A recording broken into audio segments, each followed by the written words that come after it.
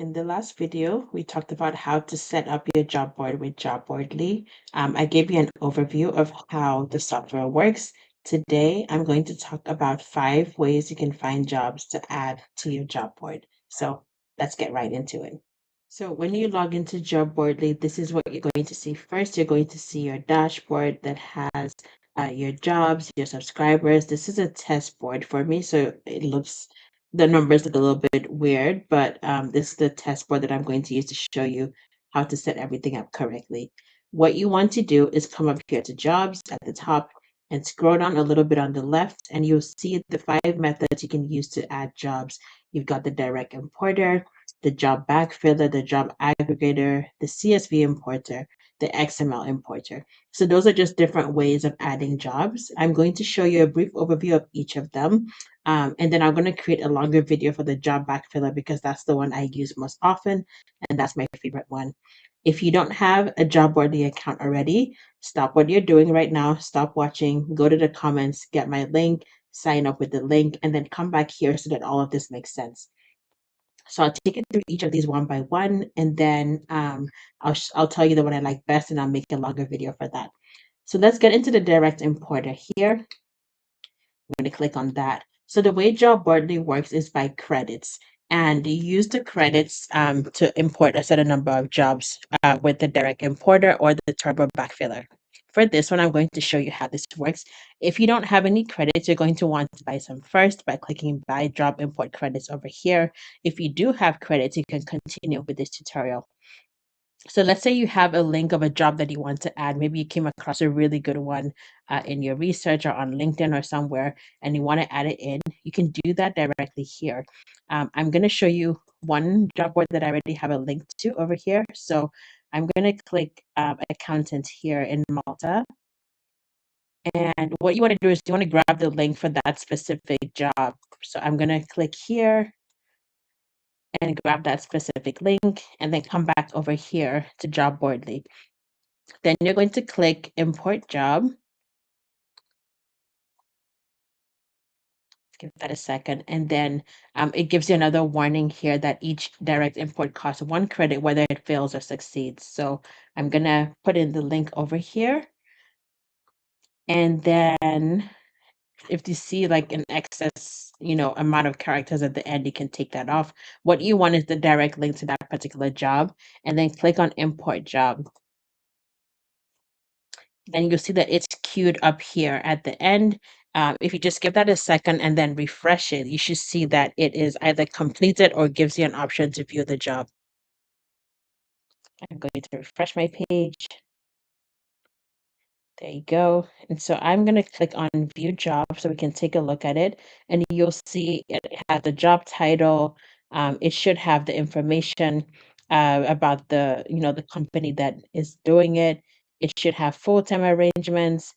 And you should be able to see other things like the location, the direct link, the job description over here.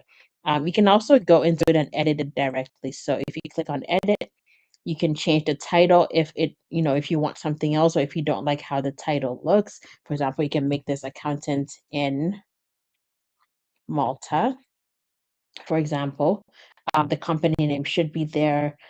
The company website, you can put it in if you know it. You can put in the location. And you'll see that it picked up Malta as a location, which makes no sense. So you can remove that. And it will save as the correct name. If you've got a city, you can put that in as well. For example, if it shows up as Texas and you wanted to say Houston, Texas, you can put that in there as well. And then also the exact link for the application should be here. You notice that sometimes it brings up like a blob of text because it doesn't know how to like parse the text into paragraphs. You can actually edit it nicely here. So you can put in paragraphs where you know they should be, for example, and then just make sure that everything looks nice. You can even bold and italicize as well if you need to. So you can use your regular editing features to make it bolded or underlined or italicized, depending on how you want it to look, and scroll all the way down. If there's a salary, you can put it in. If it's in the job description or if you know it, you can put it in. But don't forget to save. So once you're done with all of this, scroll down to the bottom and save changes. And make sure that everything is done. and you'll come back here. So that's how to use the direct importer. So now you'll see the job over here in your dashboard. The next one I'm going to show you is the Turbo Backfiller, the Job Backfiller. So if you come here and click on Job Backfiller, you can actually set this one up to where you can have jobs backfilled from across the internet for you every day. Again, you need credits for this to work, and you can actually add a backfiller based on different criteria. I'll just do a brief overview today because I'm going to do a longer video about this one, and this is the one I use most often. So we're going to come here to the top right, click on Add Backfiller, and you can give it a name, say jobs in Monaco. You can choose the amount of jobs you want it to pull. You can choose whether you want it to be published or drafts. I like for it to go to draft so I can review the jobs, but if you just want it to be published directly to your site, you can do that as well. Published means it's active and everyone can see them. You can choose the amount of days where you want it to expire or not. You can actually choose like the age of the job as well. So like you don't want to import jobs that are too old. And you can select how old you want that to be. You have a couple of other options for the filtering down here. So because I named mine Monaco, I'm just going to put in Monaco as the country. You can decide to do it by cities. You can decide to do it by keywords. So there's a lot of things you can do with the backfiller. And then at the end, as always, don't forget to save. You can use the create backfiller option over here to save it. And you can have more than one, so you don't have to have just one backfiller.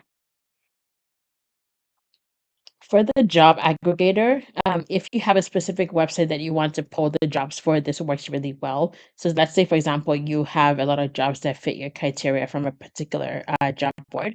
You can do that as well. I'm going to come over here and use the same one we used earlier. And for this, you just want like the actual link to the job board and not a specific job to use the aggregator. So I'm just going to copy from the HTTPS all the way to the .com over here. And I will come back to my aggregator and add one over here and then put in that URL. 500 is kind of a lot, but you have a maximum of 500 jobs that can be imported. I'm just going to go with 15, and you can set it to expire to any number of days you want. Let's say 15 again. You can decide to use the expiry from the source website. That's totally up to you, but that is an option. And then again, you can decide if you want it to be published or draft. If you prefer to review the jobs, you can have it be a draft, and then you can publish them yourself. If you just wanted to go straight to the website for your customers to see, you can make it published. So that's pretty easy. And so I'm going to show you the last two very briefly as well. For the CSV importer, if you already have your jobs nicely aligned by CSV, this one works nicely as well, and it doesn't eat up your credits. However, there's a very specific way that you have to have your CSV formatted so that everything uploads correctly. You need to click here where it says learn more. I have it open over here, so I'll show it to you, but it's really important that your CSV is completely aligned with this format so that it doesn't import something that's kind of totally rubbish. So you have some required fields here that you need to take note of, and there are also some optional fields here. You don't have to have these, but some jobs already have them, and so it's kind of nice to have. Then they have some troubleshooting tips here as well. So make sure that you look at that if you have issues uploading your CSV file. As they've said, CSVs can be notoriously tricky. You can download a sample here if you want to see how they've done it. But this is another way that you can use to upload your jobs. And lastly, we have the XML importer. If you have an XML feed that you want to use to upload your jobs, this works really well. And what you would just do is click on Start XML Import here, put in your XML link, and then you can load your feed. So I hope this has been helpful. Those are the 5 ways to use to add jobs to your job board. I have some helpful links in the comments about some other tools that I use. So I use Beehive for my email newsletter. I use Jobboardly for to load up my jobs, and then I also use Tella to create the videos like this one. So let me know in the comments if you would like to see anything else. As a reminder, I'm going to upload a longer video for the Job Backfiller, and so you can see how I set that up in detail. But before you leave, don't forget to like and subscribe and let me know what you'd like to see next.